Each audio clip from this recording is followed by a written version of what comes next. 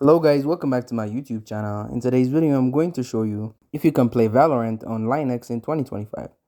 So the core answer is, as of 2025, Valorant still does not run natively on Linux. The game's anti-cheat system, Riot Vanguard, is deeply integrated into Windows and requires kernel-level access, which is a major reason it doesn't work on Linux even with compatibility layers like Proton or Wine.